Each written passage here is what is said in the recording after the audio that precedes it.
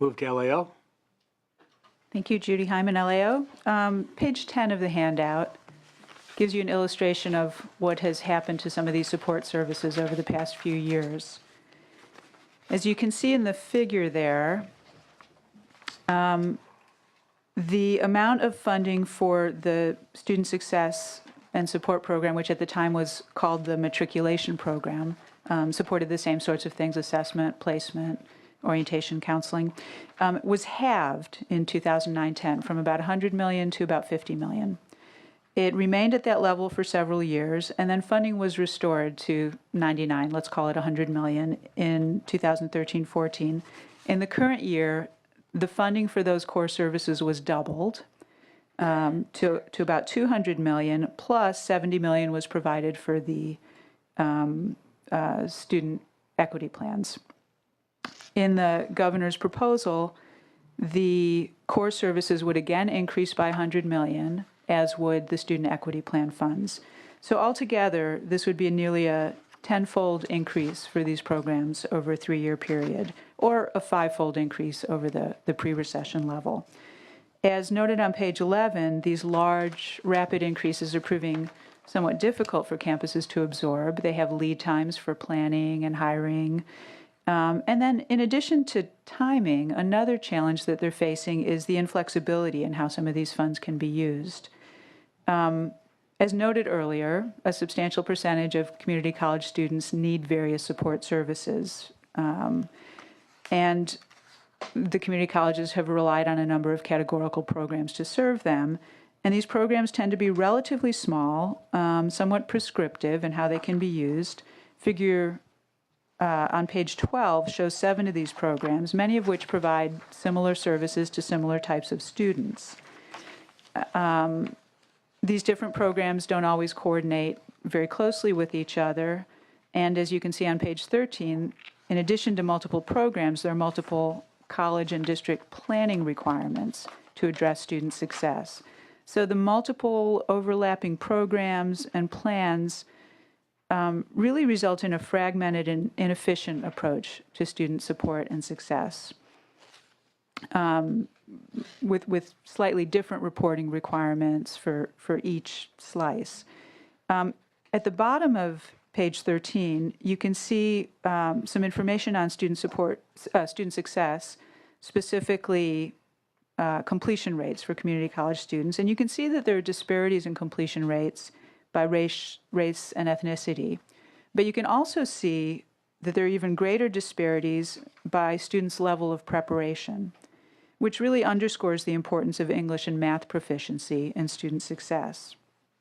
So keeping that in mind, page 14 has our recommendations for the student success and support programs.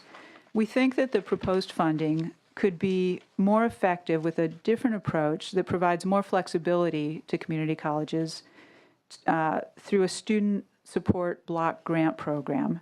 This would allow colleges to combine funds from various categorical programs and increase their ability to provide the services that their students need.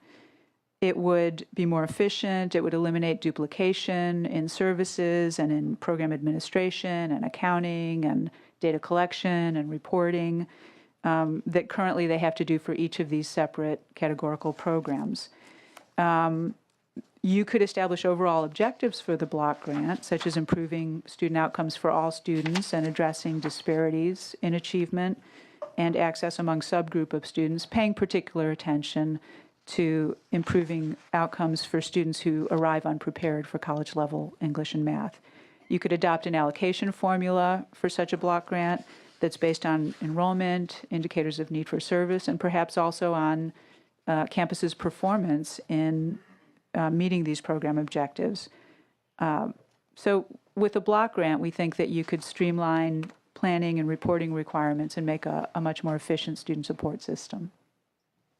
Okay, thank you. From the Chancellor's Office, Mr. Troy. Yes, thank you, Mr. Chair. We're supportive of the governor's proposal on this issue, on these 2 issues, I should say. We've partnered with the legislature and with the governor's office in finance over the past few years on the student success task force recommendations, and in terms of the budget, the student success and support program is sort of the key budgetary item that helps push that. agenda forward. That's a relatively flexible categorical that allows districts to assess the need of students, provide orientation, counseling support, and develop an education plan for those students so that they know what path in terms of courses work they need to take to meet their educational goals. We think it helps increase the efficiency of the system and really helps transform the campus culture to that of focusing on completion and outcomes. So we're very supportive of funding that would help us continue to push that agenda forward. Similarly, in terms of the student equity plan dollars, this current year is the first year, as your agenda notes, that we receive funding for that.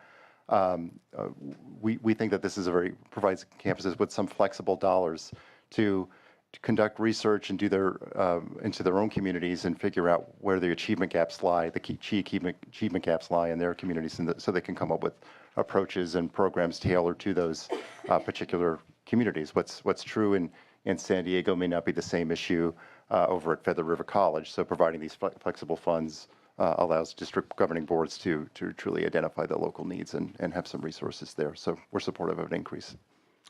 Thank you. When we talk about student success programs, they're usually segregated into student services. But of course, a big part of student success occurs in academic affairs as well.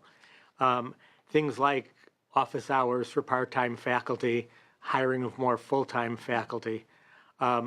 With the surplus we're likely to see this year, some in ongoing funds, some one-time, do you have any suggestions, any of you really, in terms of how these ongoing or one-time dollars can be used in enhancing not the out-of-classroom experience, but the classroom experience and experience with faculty, whether it's hiring more full-time, part-time office hours, or something else?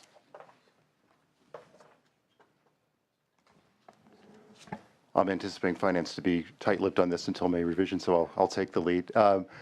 Yes, I think, again, depending on what we see in May revision, and I think, I'm capable of reading the controller reports on cash flow, and I think we're optimistic that we'll see a good May revision and receive even more revenue than we have before us today. So I think some of our priorities for that can include finding ways to help campuses hire new full-time faculty support.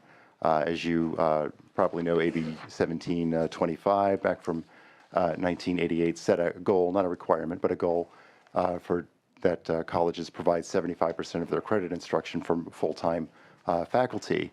Part of the charge for that goal was that we be appropriately funded so that we can meet that goal. We're a relatively low-funded system, and of course, it costs money to hire those full-time faculty relative to part-timers. So if we can find a way to get some dedicated resources to doing that, I think our office is willing to work with the staff on developing a plan. So for our meeting after May revise, once we see what dollars are available, do you anticipate the Chancellor's Office will be requesting some dollars targeted for hiring full-time faculty or increasing part-time faculty office hours? Certainly our requests will depend on the magnitude of revenue available, but I think that's likely to be a high priority. Okay, that's something I would like to see maybe analyzed by the LAO too, in terms of where that might bring us in terms of student success. A few other brief items related to student success, and then if my colleagues have any questions or comments. We've got a couple different areas we've talked about at previous meetings that obviously are affiliated or aligned with student success. One, the child care issue. And with more, obviously, when students have reliable child care, quality child care, they can be more productive in the classroom. And there seemed to be a scarcity of slots outside of the colleges and some Prop 98 funded entities. But the colleges, many of the colleges have programs now in child care. Certainly there's room for more to develop. I think fewer than half the colleges actually have programs now. Any thoughts about using money either as startups for child care programs, if it's one-time funding, or ongoing funding for ongoing child care needs? And I won't expect finance to comment on this before the May revise, but I do want to get the college's input, and Elio, if you wish to comment, on a few different suggestions today that can be agendized for after the May revise. I think I'd say, first off, we are institutions of higher education, so certainly our first priority has to be making sure the resources we have go toward that mission. I think that's certainly our number one priority for colleges is the access and success of the college going population that we have. With that said, many of our campuses, as you know, and I think it's about 90, have child care programs of some manner. Some of them are much more extensive than others. Some serve many more children than others do. They're kind of all over the map in terms of the amount of services that they're able to provide.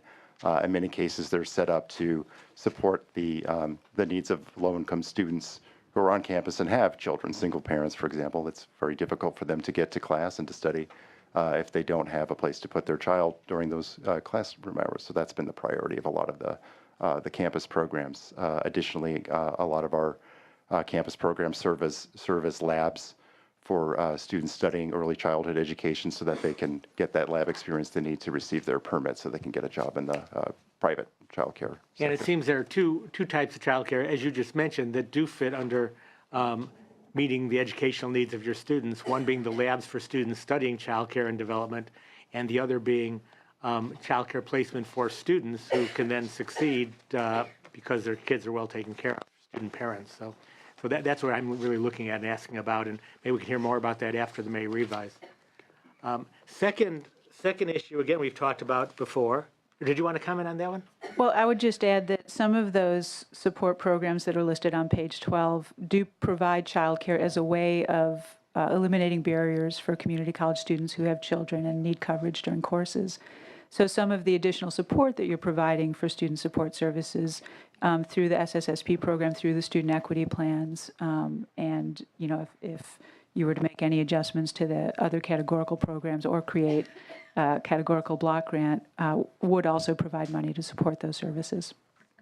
Thank you. And Student equity funds too, potentially, if the campuses identify that as an obstacle to right, student achievement. and what I'm thinking in terms of asking the question, certainly we have the funds available now that can be used in different categories already existent, but if we have a $4 billion surplus or something in that neighborhood, I'd like to think more about how do we expand even more greatly, whether it's through those existing funds being funded at a greater level or through some other proposal from the community colleges.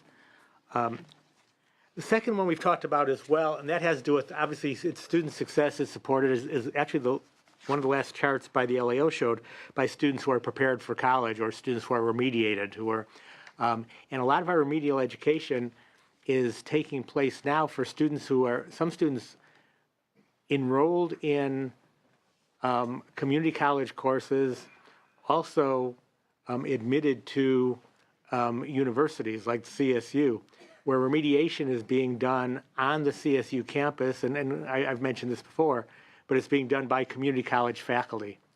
So I would just ask, as additional dollars are available, if the LAO and the Chancellor's Office and Department of Finance think that that's a reasonable use of Prop 98 money to go to community college faculty who are teaching at the CSU, remediating students, and that, that's, I think, debatable, but I just want to open that debate. Third item, and this is my last one, relates to last year's Senate Bill 850.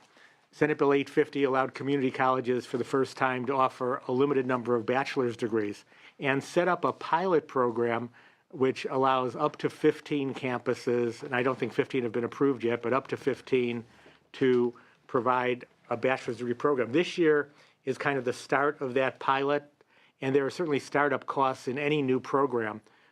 Startup costs like equipment, because some bachelor's degree programs may require more sophisticated equipment, or at least different equipment than required in a 2-year program. Additionally, professional development might be an area where people teaching the upper division coursework, even if they've been experienced in lower division, might need additional professional development. There are probably other areas as well where one-time Prop 98 funding could be used.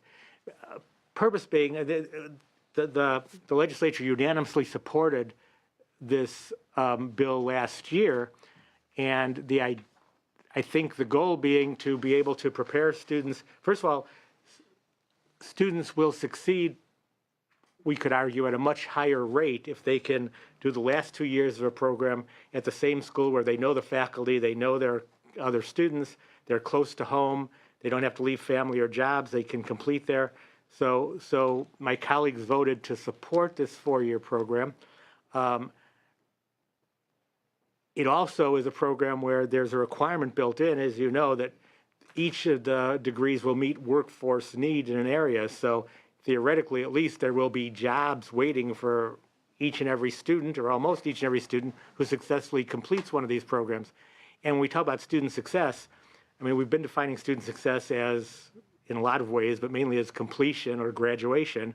Truly, student success is getting the job, and a good job, a job that will pay your family well. And these programs are targeted toward that. That said, it's important that we make sure that these 15 initial programs are successful. So if there is one-time money available that can help ensure the success of these 15 programs so that they can be replicated at colleges up and down the state if the legislature decides to approve an expansion, I think is important. So I would again ask that for the post-May revised meeting, we look at utilizing some funding for this. And with that, I will ask colleagues if there are any other questions, comments. Senator Morlock. Thank you, Mr. Chair. Just curious, Judy, you were kind enough on page 3 of your report to give us some of the details. And so since I'm a CPA, I like to cross-foot and check everything around. So I've found the 170 that you've got for the May revise on page 8 and the 125 on page 8. I've got the student support programs of 200 on pages 13, 14, 15.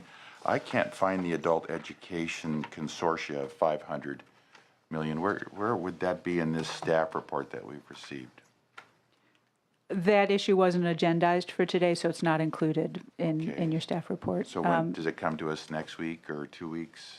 Well, we discussed it. Already had a previously, hearing on Oh, you already adult discussed it education. then. Yeah. Yes, I'm new, so Yes. just forgive me. Okay. it was early. It was a big number, so I just thought, how did it not get included? So that answers it. And Senator Morlock, it was discussed, but it will be coming back after May revised for further discussion and a vote. I'm coming after you then. Okay. And since you're interested in these sorts of things, Senator Morlock, because that is a pretty large chunk of money that is going through the community colleges, but not only for community colleges, it will go to adult schools, which are part of the school district system, as well as community colleges. That is excluded from this calculation of the share of Prop 98 that goes to community colleges versus school districts. And then, let me write that down. There was, on page 9, a reference to the CalSTRS increase of 400 million. Is that just being discussed now, is on the horizon, or is that already being addressed? Because I don't see that allocated in your report on page 3.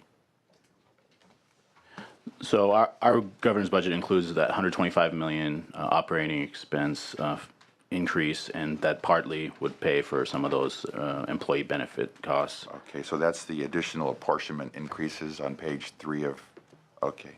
Correct. And then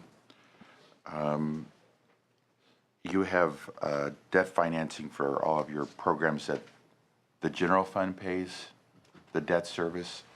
And I'm curious, now with Prop 98 looking a little more robust, why does the general fund continue to take on the debt payment for the community colleges? Why doesn't this budget now start to take on its own debt service? Well, there may be differences of opinion at the table on that issue, but I think if you go back to the foundational statute and ballot initiative of Proposition 98, it did mark in time the programs that were funded at that point as marked that within the guarantee, and programs that were not included prior to 1980 were outside of the guarantee. So funding for general obligations were outside of the guarantee.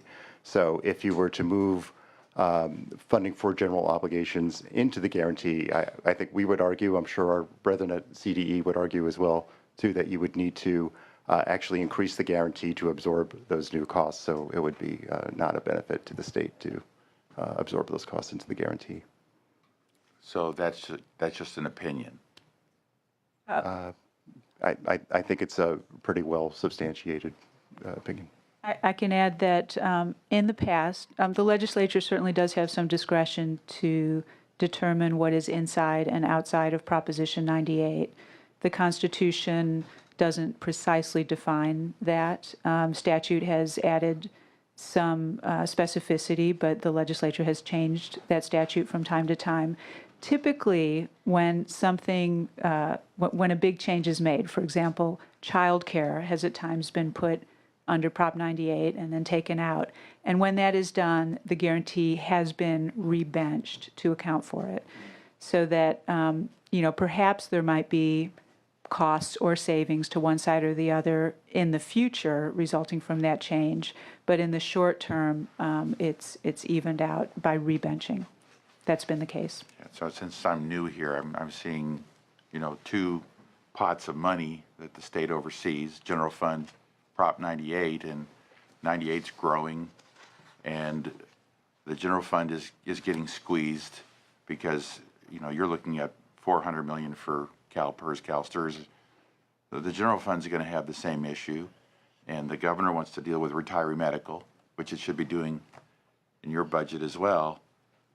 And I just see a lot of squeezing and maybe some discussion on where certain things should be allocated. And I'm wondering, being new here, with you're getting a higher floor next year and the future years, that there should be some discussion as to, if you want to keep building and growing, you can't always have it done by the general fund if it's being depleted by other, costs. So I'm just thinking out loud, but I'm not finding a guarantee that you have a guarantee. So I'm just poking and asking. Well, I certainly appreciate the tensions that exist in terms of the funding. We can see that a lot of the new revenues that are coming in are benefiting Prop 98 and are not benefiting the other general fund side of the state. We certainly observe that issue. From our standpoint, we're very protective of funds that go to supporting the success and access for our students. We continue to be a very underfunded system with the lowest funded of the four major systems of public education in the state. And we are just now, even with the good times over the past couple of years, essentially getting back to where we were back in 2007-8. So all this good revenue is only kind of holding us back to where we were 5 or 6 years ago when you control for inflation. Though, Mr. Troy, I have a good relationship with Dennis Harkins, who's the president of Orange Coast College, and there's just this big push to go to a 4-year program. So what would be the underlying motivation to do that? Is that a better revenue generator for you? To go to a 4-year program. Yeah, you want to have community colleges go to a 4-year program. So what is there a financial motivation? As Senator Block mentioned earlier, we have a pilot going on right now for that ultimately will have 15 approved programs that will be experimenting with a 4-year program in regard to one program per campus over the next few years. In terms of other colleges' desire to fully expand their program to a 4-year, I mean, certainly that could be a potential for them. They see the growth on the horizon. They feel like they can absorb that if given the funding to do it. I think some colleges prefer to have their mission narrowed to the lower division work, and some may be looking to expand it some. But I can't speak to Coast in particular. Okay, and I think just one last question for you, Ms. Hyman. Now, I've had a few LAO reports, and you have recommendations. So, if they're good recommendations, who's the quarterback around here in Sacramento? Who says, yeah, we gotta take these block grant ideas on page 14 and implement? Does that require a legislator to draft a bill to implement it, or does the governor take it and say, yeah, these are great ideas, and I'm going to do it through the budget? How does, just in 2 minutes or less? We advise the legislature, and oftentimes our recommendations are implemented through legislation. Sometimes they're picked up by the administration and show up in governor's proposals. Sometimes they're picked up by public policy advocacy groups and advocated from the outside. But typically our audience is the legislature and legislative staff. Okay, thank you. Thank you, Mr. Chair. Thank you. Senator Allen? Well, I guess with that in mind, so they make this this block grant recommendation. What happens then? I mean, do we sort of listen to it and say that sounds interesting and move along, or is there kind of a study to try to Well, determine whether it's a good idea for us to push for, or how does that? I should let the LAO speak to that. I mean, our options are many. We can, as a subcommittee, recommend to the full budget committee that they adopt this block grant proposal or any pieces thereof. And then the full budget committee will consider it and vote on it. If the full budget committee in the Senate supports it, then it is part of negotiation for the budget, and the Assembly would have the same process. The Assembly subcommittee could recommend to the full Assembly Budget Committee. If it's accepted, then there's a conference committee where if both houses have the same position, then that is the position of the legislature. If they have different positions, they will negotiate that out in conference committee. Then goes to the governor, where the pro tem and the speaker and the governor sit down and negotiate out the final budget. So one way is for our committee to adopt this and send it through the system. We're really an important rung, but not the top rung of that system. Or individual members can take pieces of the recommendations of the LA's office, and many of us have done that in some of our bills and made them into bill language for the following year. So it can go through the budget process or go through a bill process the following year. It's too late for this year. And I'm happy to have this conversation with you offline if you like, but I mean, as the chair, do you have a strong feeling about this recommendation and some sort of guidance for the committee that you'd like us to follow with regards to whether to take it up or? Well, for most of these recommendations, the reason we held a lot open is we want to see how much money is available, and then you get a better sense as to what's the best way to distribute it. And we'll be working with the LAO and the Chancellor's office to take a look at that. But the testimony, I mean, if any member of the committee thinks that a particular idea is something we need to look at more closely through the staff, we will have our staff work with their staff and come up with a proposal for the post-May revised meeting. Okay. Okay. I mean, I would just say it certainly sounds intriguing. All I know is what I heard today and what I see in the materials, but I'd be interested in having at least my staff talk to LAO about the idea and learn a little bit more about it. Okay. And Mr. Chair, I could add, you can always ask us to flesh out ideas further, for example, to develop what the statutory or budget language might look like for a particular proposal. We'd be happy to do that. If I may, just for the record, since I didn't speak on it earlier, I think at this point in time, we're supportive of funding geared toward the SSSP and the student equity plan funding, because we feel like we've been able to provide some statewide direction that helps transform the campuses into that assessment orientation and getting them focused on completion. We've been able to provide some direction from our office that's in line with what the legislature and the governor has intended in regard to the student success task force recommendations. So I think for this point in time, we'd like to continue that momentum as much as we can. Now, part of what we like about those funds, though, is that they are relatively flexible. And looking down the road, 3, 4, or 5 years, if we feel like we've done a good job in transforming the campuses to the statewide direction we're able to provide, maybe this is an idea we could look at that time. So you're saying you prefer the flexibility of the current system rather than the sort of block grant proposed by LAO?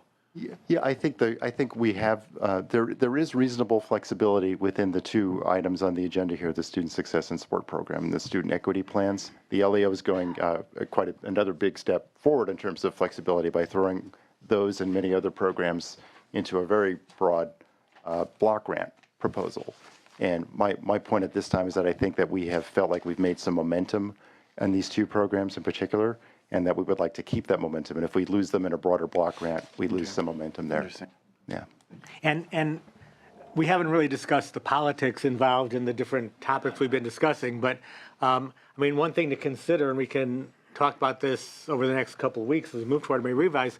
When it comes to taking anything out of Prop 98 and using it for general fund, or taking money out of Prop 98 and using it for general fund, a lot of the general fund interest groups are very happy about that, whether it's health and human services, public safety, natural resources, whatever it might be.